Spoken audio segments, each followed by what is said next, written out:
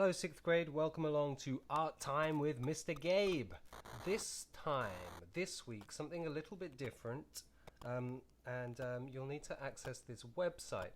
The website is called artprompts.org, and I'll make a link to this website in the description for the video, and also I'll post it to you directly as well.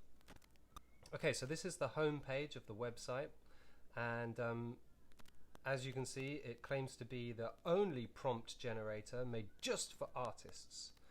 Okay, so we're going to choose a category. I would recommend choosing the character category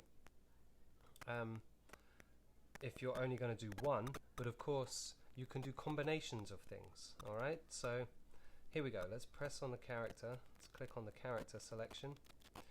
And now here's the thing with this website. It's a little strange because the prompt that it gives you, the idea, doesn't come up in big text or anything. It's just there. It's here. Look, that's my prompt character. A pudgy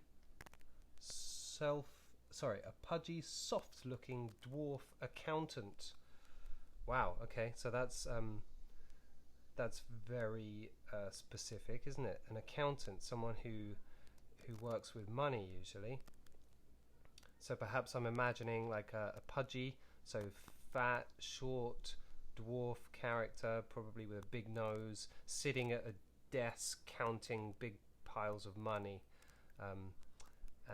something like that.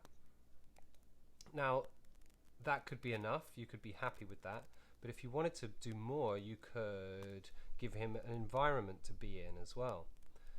So let's see what we get. Okay, so here it is. Again, just a small line of text, but that's where to see it. It says a preserved ancient Japanese temple surrounded by modern city buildings. Wow.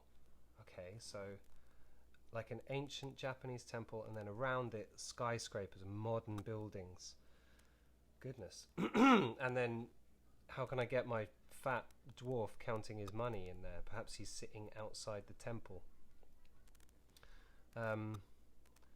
You know, you can add more as well. You could go to object, and we can put an object in. We've got a king's throne. Okay, so perhaps my dwarf accountant could be sitting in a throne outside a Japanese temple surrounded by modern buildings. Let's keep going. Let's add something more. A creature, a cyborg minotaur. Wow. Okay, that's really something. Can I add that to the picture too? Perhaps a giant one, a huge towering giant cyborg minotaur who's looking out over the city. Wow, that's probably enough. It's probably enough, isn't it? I've got a fat pudgy dwarf counting money, sitting in a king's throne outside a temple surrounded by modern buildings with a giant cyborg minotaur standing, like towering above, as tall as the buildings.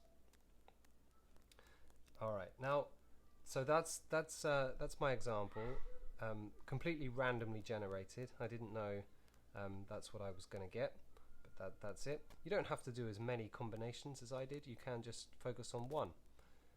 But that's your art challenge for this week, to do something from this website. It's a cool website. It's got really good ideas. They're really good art prompts. So you can always come back to it or recommend it to a friend as well. Come back to it and do more than just one picture, or show it to friends. They're great ideas to get you drawing really weird and wonderful things.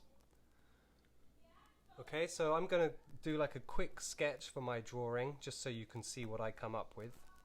And of course yours will be completely different, nothing like it. But I look forward to seeing what you make. And I hope you enjoy watching what I make. And of course, when you're finished, don't forget to share your work.